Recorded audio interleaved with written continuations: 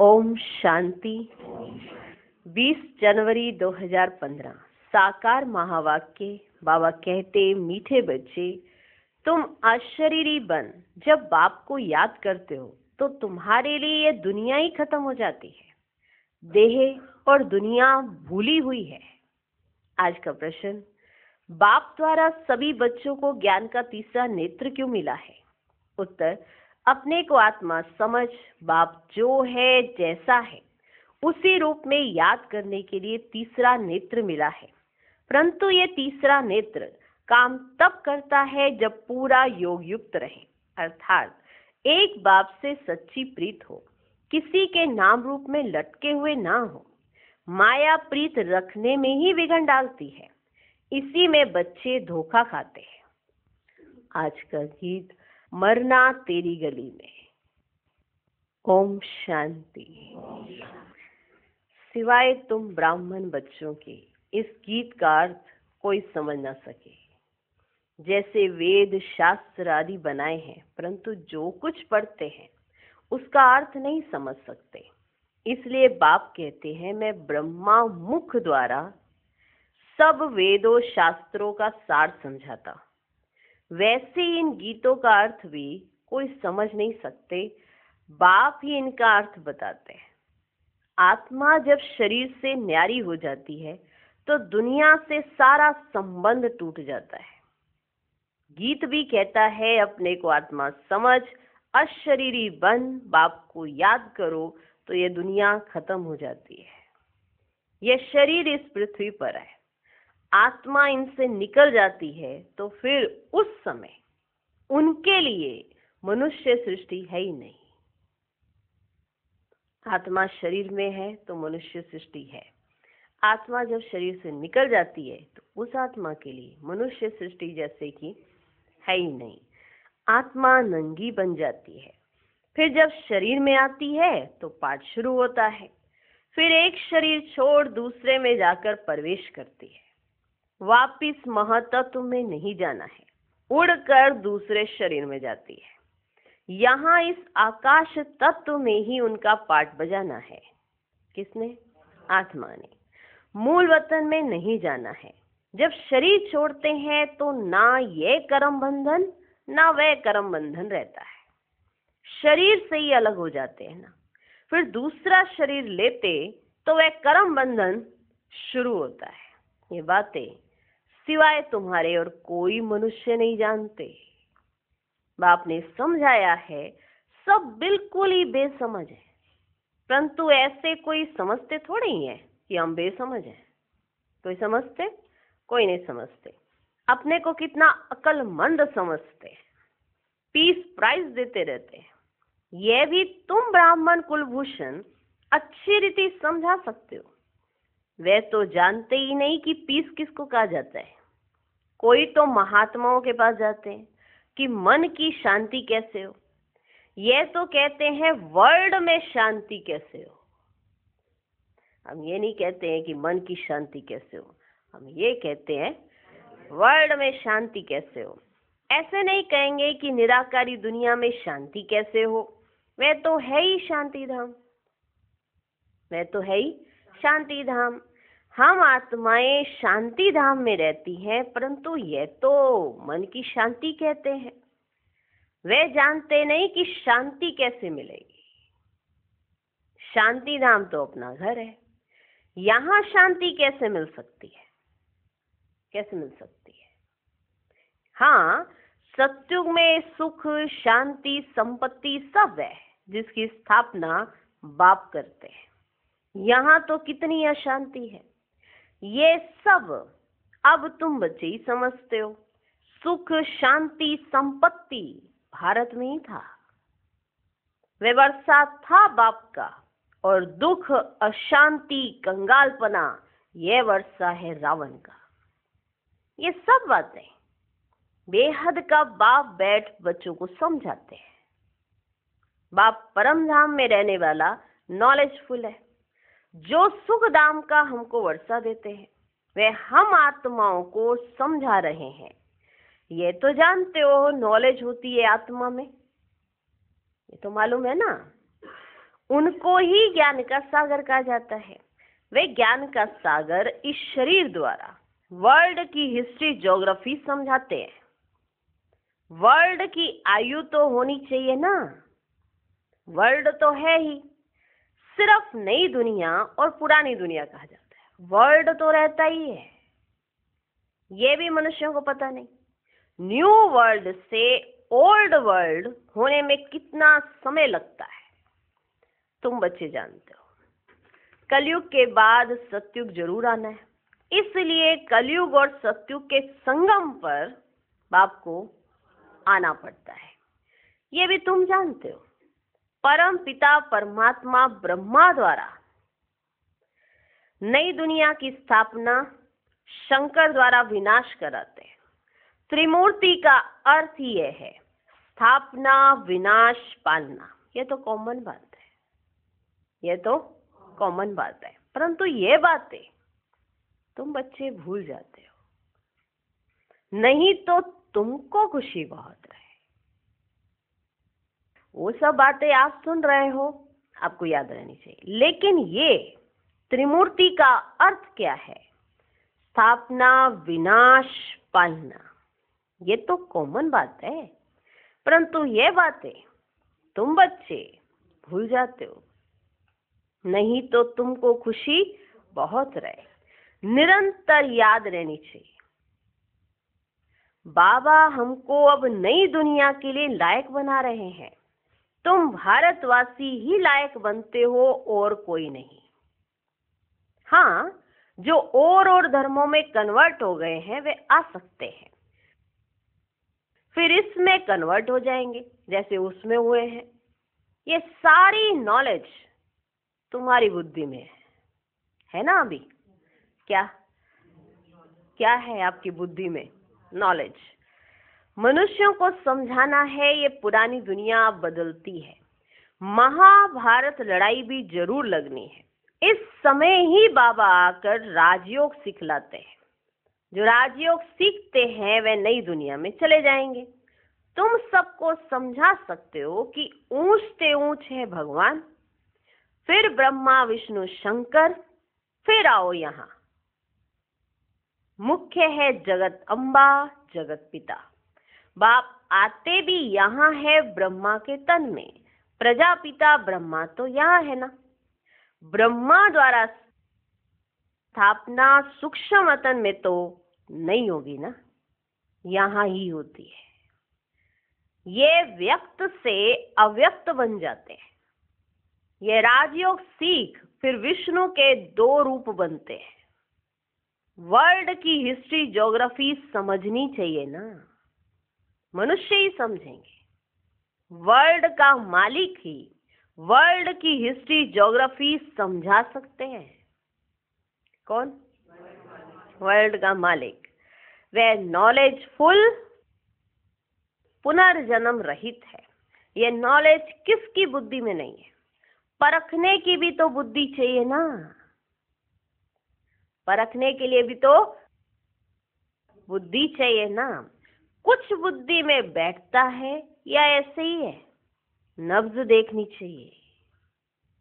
कुछ बुद्धि में बैठता है या ऐसे ही है? नब्ज देखनी चाहिए। एक अजमल खां नामी ग्रामी वैद होकर गया है। कहते हैं देखने से ही उनको बीमारी का पता पड़ जाता था। अब तुम बच्चों को भी समझना चाहिए कि यह लायक है या नहीं। बाबा ने याद किया अजमल खां वैद को कि उसको देखने से ही बीमारी का पता पड़ जाता था, तो उसका बाबा ने एग्जाम्पल दिया कि बच्चों तुम्हारी बुद्धि भी ऐसी होनी चाहिए कि तुमको भी देखते ही पता पड़ जाए क्या कि ये लायक है या नहीं। बाप ने बच्चों को ज्ञान का तीसरा नेत्र दिया है, जिससे तुम अपने को आत्मा समझ बाप जो है जैसा है उसको उसी रूप में याद करते हो। परंतु ऐसी बुद्धि उनकी होगी जो पूरा योग युक्त होंगे, जिनकी प्रीत एक बाप से, और वो बाप से प्रीत बुद्धि होंगे। ठीक, एक है प्रीत रखना बाप से, और दूसरी बात है बाप से प्रीत बुद्धि होना। प्रीत तो भक्त भी रखते हैं, समझे? ये दोनों बातों में अंतर क्या है कि प्रीत पूरे विश्व में हर कोई रखता है, भगवान से प्रीत है हमारी, हमें भगवान बहुत अच्छे लगते हैं, सभी कहते हैं। लेकिन हम भगवान की मानते हैं नहीं मानते, हमारी बुद्धि में भगवान की बातें बैठ रही हैं या नहीं, ये प्रीत बुद्धि से पता पड़ता है। आपकी प्रीत आपके भाई बहनों से भी है, तो आप उनकी बात मानोगे या काटोगे? मानेंगे। अगर काट रहे हैं तो कोई बार बार ये कहे कि नहीं मेरी प्रीत है, नहीं मेरी प्रीत है, तो क्या कहा जाएगा? कोई प्रीत नहीं है। प्रीत है तो बात भी मानेंगे। तो क्या सुना? बाप ने बच्चों को ज्ञान का तीसरा नेत्र दिया है, जिससे तुम अपने को आत्मा समझ, बाप जो है जैसा है उसको उसी रूप में याद करते हो। परंतु ऐसी बुद्धि उनकी होगी जो पूरा योग युक्त होंगे, जिनकी बाप से प्रीत बुद्धि होगी। परंतु ऐसी बुद्धि उनकी होगी जो पूरा योग युक्त होंगे, जिनकी बाप से प्रीत बुद्धि होगी। सब तो नहीं है ना, सब तो नहीं है ना कि सबके सब प्रीत बुद्धि हो जाएंगे, सब तो नहीं है ना। एक दो के नाम रूप में लटक पड़ते हैं। बाप कहते हैं प्रीत तो मेरे साथ लगाओ ना। माया ऐसी है जो प्रीत रखने ही नहीं देती है। माया भी देखती है, हमारा ग्राहक जाता है तो एकदम नाक कान से पकड़ लेती है कि अरे हमारी ग्राहकी चली जा रही है, हमारा ग्राहक जा रहा है, तो वो एकदम से नाक कान से पकड़ लेती है।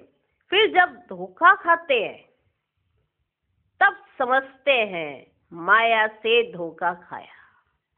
नहीं तो उस समय तो ऐसा लगता है कि वाह कोई प्रीत करने वाला मिल गया, हमको समझने वाला मिल गया।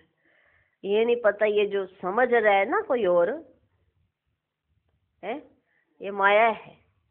और फिर वो जब सामने से मिलता है ना धोखा, जब आपको जरूरत होती है और सामने से कोई मना कर दे, फिर आपको पता लगता है अरे सारे काम तो बाबा ने मेरे कराए थे आज दिन तक, ये तो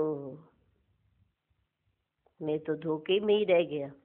सोचा ये व्यक्ति करा रहा है, बाबा करा के चला जाता था और फिर मैंने बाबा का हाथ छोड़ दिया। सोचा ये व्यक्ति कितना मेरे को सहयोग देता है, अभी मैं इसको सहयोग दूंगा। फिर होश ठिकाने आई कि आज दिन तक जो हमारी पालना प्यार सब कुछ जो मिल रहा था वो बाबा से मिल रहा। माया ऐसी है जो प्रीत रखने नहीं देती है, माया भी देखती है, हमारा ग्राहक जाता है तो एकदम नाक कान से पकड़ लेती है। फिर जब धोखा खाते हैं तब समझते हैं माया से धोखा खाया। माया जीत जगत जीत बन नहीं सकेंगे, ऊंच पद पा नहीं सकेंगे, इसमें ही मेहनत है। श्रीमत कहती है मामेकम याद करो, तो तुम्हारी जो पतित बुद्धि है वह पावन बन जाएगी। परंतु कईयों को बड़ा मुश्किल लगता है। इसमें सब्जेक्ट एक ही है, अलफ और बे, बस 2 अक्षर भी याद नहीं कर सकते। बाबा कहे अलफ को याद करो, फिर अपनी देह को, दूसरे की देह को याद करते रहते हैं। बाबा कहते अलफ को याद करो, और याद किसको करते? अपनी देह को, दूसरे की देह को याद करते रहते हैं। बाबा कहते देह को देखते हुए तुम मुझे याद करो। आत्मा को अब तीसरा नेत्र मिला है कि मुझे देखने समझने का, उससे काम लो। तुम बच्चे अभी त्रिनेत्री त्रिकालदर्शी बनते हो, परंतु त्रिकालदर्शी भी नंबरवार है। नॉलेज धारण करना कोई मुश्किल नहीं है, बहुत ही अच्छा समझते हैं, परंतु योग बल कम है। नॉलेज धारण करना कोई मुश्किल नहीं है। नॉलेज धारण हो जाती है, पर नॉलेज समय पर काम करे उसके लिए योग चाहिए। नॉलेज सबके पास है जितने बैठे, लेकिन वो टाइम पर इमर्ज हो उसके लिए योग चाहिए। और जिसका योग होगा उसे टाइम पर नॉलेज इमर्ज हो जाएगी। आज सुनाने लगे तो बड़ा कुछ निकल रहा है। तो नॉलेज तो बहुत है, पर प्रैक्टिकल नॉलेज कम है। कारण कभी भी कोई परिस्थिति आती है तो झट मूंझ जाते हैं। और मूंझते क्यों है? क्योंकि योग कम है। और परिस्थिति ना आए ऐसा तो किसी जीवन में नहीं होता। नॉलेज धारण करना कोई मुश्किल नहीं है, बहुत ही अच्छा समझते हैं, परंतु योग बल कम है। देही अभिमानी पना बहुत कम है। थोड़ी बात में क्रोध, गुस्सा आ जाता है, गिरते रहते हैं, उठते हैं गिरते हैं, उठते हैं गिरते हैं। आज उठे कल फिर गिर पड़ते हैं। देह अभिमान मुख्य है, फिर और विकार लोभ मोह आदि में फंस पड़ते। देह में भी मोह रहता है ना, माताओं में मोह जास्ती होता है। अब बाप उससे छुड़ाते हैं। तुमको बेहद का बाप मिला है, फिर मोह क्यों रखते हो? फिर मोह क्यों रखते हो? उस समय शकल बातचीती बंदर मिसल हो जाती है। जब मोह बात करता है ना, कौन? मोह। जब मोह बात करता है तो उस समय की जो शक्ल होती है मनुष्य की, और जो बातचीत करने का ढंग होता है, वो बंदर मिसल हो जाती है। बाप कहते हैं नष्ट मोहा बन जाओ, निरंतर मुझे याद करो। पापों का बोझा सिर पर बहुत है, वह कैसे उतरे? परंतु माया ऐसी है, याद करने ही नहीं देगी। भल कितना भी माथा मारो, घड़ी घड़ी बुद्धि को उड़ा देती है। कितनी कोशिश करते हैं हम मोस्ट बिलवर्ड बाबा की ही महिमा करते रहे, बाबा बस आपके पास आई किया है, परंतु फिर भूल जाते हैं। बुद्धि और तरफ चली जाती है। ये नंबर 1 में जाने वाला भी पुरुषार्थी है ना, ये नंबर 1 में जाने वाला भी पुरुषार्थी है ना। बच्चों की बुद्धि में ये याद रहना चाहिए कि हम गॉड फादरली स्टूडेंट हैं। गीता में भी है, भगवान उवाच, मैं तुमको राजाओं का राजा बनाता हूँ। सिर्फ शिव के बदले कृष्ण का नाम डाल दिया है। वास्तव में शिव बाबा की जयंती सारी दुनिया में मनानी चाहिए। शिव बाबा सबको दुख से लिबरेट कर गाइड बन ले जाते हैं। यह तो सब मनाते हैं कि वह लिबरेटर गाइड है, सबका पतित पावन बाप है, सबको शांति धाम सुखधाम में ले जाने वाला है। तो उनकी जयंती क्यों नहीं मनाते हैं? भारतवासी ही नहीं मनाते, इसलिए ही भारत की यह बुरी गति हुई है। मौत भी बुरी गति से होता है। वह तो बॉम्ब ऐसे बनाते हैं, गैस निकला और खल्लास। जैसे क्लोरोफॉर्म लग जाता है ना, यह भी उन्हों को बनाने ही है। बंद होना इम्पॉसिबल है। क्या जो कल्प पहले हुआ था सो अब रिपीट होगा। इन मुसलों और नेचुरल कैलेमिटीज से पुरानी दुनिया का विनाश हुआ था, सो अभी भी होगा। विनाश का समय जब होगा तो ड्रामा प्लान अनुसार एक्ट में आ ही जाएंगे। ड्रामा अनुसार ऐसा होगा ही होगा। ड्रामा विनाश जरूर कराएगा। रक्त की नदियां यहाँ बहेंगी। सिविल वार में 1-2 को मार डालते हैं ना, तुम्हारे में भी थोड़े जानते हैं कि ये दुनिया बदल रही है। अब हम जाते हैं सुखधाम, तो सदैव ज्ञान के अतीन्द्रिय सुख में रहना चाहिए। जितना याद में रहेंगे उतना सुख बढ़ता जाएगा। छी देह से नष्ट मोह होते जाएंगे। बाप सिर्फ कहते हैं अलफ को याद करो तो बेबादशाही तुम्हारी है। सेकंड में बादशाही, बादशाह को बच्चा हुआ तो गोया बच्चा बादशाह बनाना।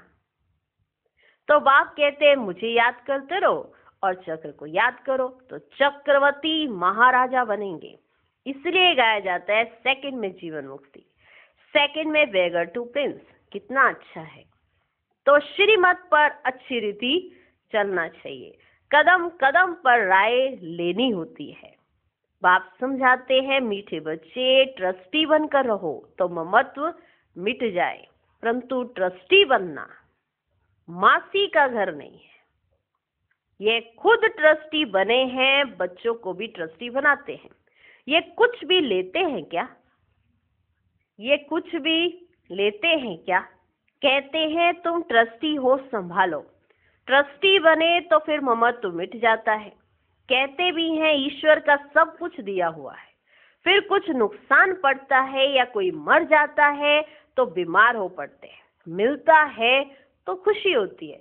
जबकि कहते हो ईश्वर का दिया हुआ है तो फिर मरने पर रोने की क्या दरकार है? परंतु माया कम नहीं है, मासी का घर थोड़े ही है। इस समय बाप कहते तुमने हमको बुलाया है कि इस पतित दुनिया में हम नहीं रहना चाहते हैं, हमको पावन दुनिया में ले चलो, साथ ले चलो। परंतु इसका अर्थ भी समझते नहीं।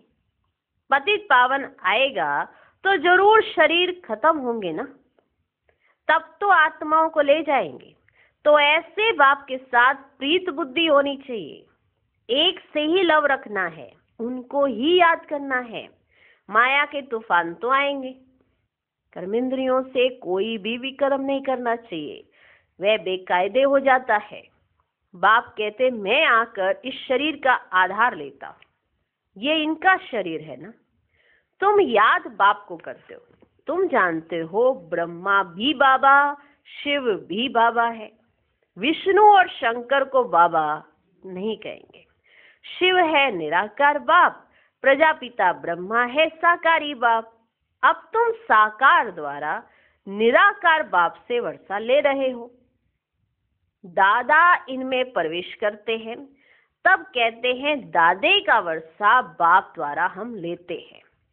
दादा ग्रैंडफादर है निराकार, बाप है साकार। ठीक, ये वंडरफुल नई बातें हैं ना। त्रिमूर्ति दिखाते हैं परंतु समझते नहीं। शिव को उड़ा दिया है, बाप कितनी अच्छी अच्छी बातें समझाते हैं। तो खुशी रहनी चाहिए, हम स्टूडेंट हैं, बाबा हमारा बाप टीचर सतगुरु है। अभी तुम वर्ल्ड की हिस्ट्री ज्योग्राफी बेहद के बाप से सुन रहे हो, फिर औरों को सुनाते हो। ये 5000 वर्ष का चक्र है। कॉलेज के बच्चों को वर्ल्ड की हिस्ट्री ज्योग्राफी समझानी चाहिए। 84 जन्मों की सीढ़ी क्या है, भारत की चढ़ती कला और उतरती कला कैसे होती है, ये समझाना है। सेकंड में भारत स्वर्ग बन जाता है, फिर 84 जन्मों में भारत नरक बनता है। ये तो बहुत ही सहज समझने की बात है।